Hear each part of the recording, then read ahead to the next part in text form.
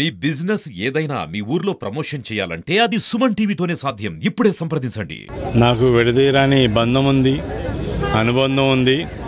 గత 20 సంవత్సరాలుగా ప్రజలతోటి మమేకమై ప్రజలకి సేవాభావంతో ఒక కార్యకర్తగా, ఒక శ్రామికుడిగా, కర్షకుడిగా ప్రజలతోటి మమేకమై ఉన్నాను.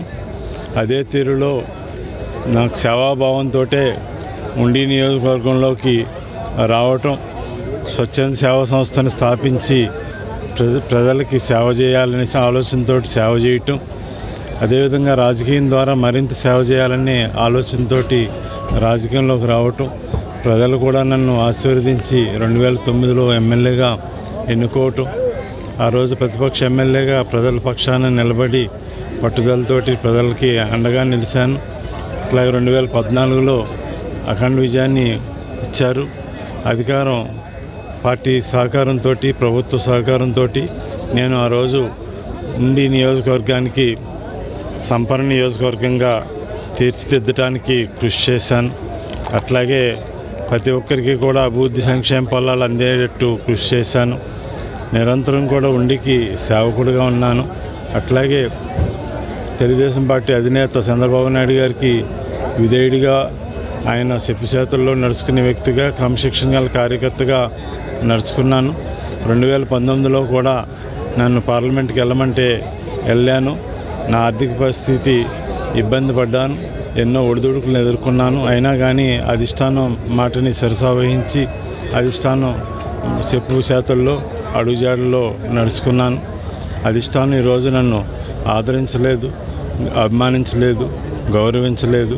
కనీసం నా పనితనాన్ని కూడా చూడలేదు. నేను ఏదైతే నిబద్ధతగా పనిచేశానో ఆ నిబద్ధతని, నిజాయితీని కూడా అధిష్టానం పరిగణలోకి తీసుకోకపోవటం, నన్ను పలకరించకపోవటం, ఆదరించకపోవటం తీరని బాధ ఉంది.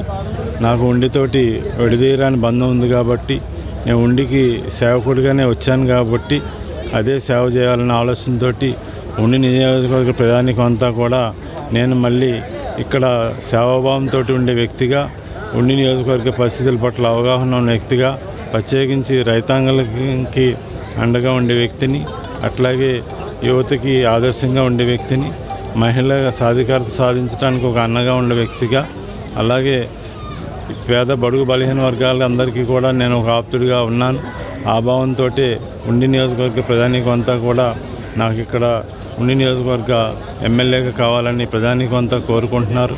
అందరికీ కూడా నేను ఒక సేవకుడిగానే ఉన్నాను కాబట్టి, నిరంతరం అందుబాటులో ఉన్నాను కాబట్టి అందరూ కూడా నన్ను కోరుకుంటున్నారు. ప్రజల కోరిక మేరకు నేను ఈరోజు ఉండి నియోజకవర్గ స్వతంత్ర ఎమ్మెల్యే అభ్యర్థిగా రాబోయే ఎన్నికల్లో పోటీ చేయబోతున్నాను. ఉండి నియోజకవర్గ ప్రజానీకం అంతా కూడా నన్ను అభిమానించి, ఆదరించి, ఆశీర్వదించి మీకు ఒక సేవకుడిగా నన్ను ఎన్నుకోమని చెప్పి సవినయంగా కోరి ప్రార్థిస్తున్నాను. వినమ్రతతో కోరి అభ్యర్థిస్తున్నాను.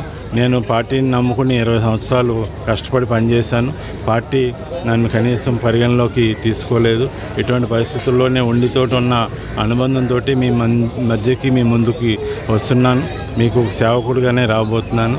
ప్రతి ఒక్కరికి కూడా అండగా ఉంటాను. అదేవిధంగా పార్టీ ఒక్కరికి కూడా అందుబాటులో ఉంటాను. నన్ను ఆశీర్వదించమని చెప్పి సవినయంగా కోరి ప్రార్థిస్తున్నాను.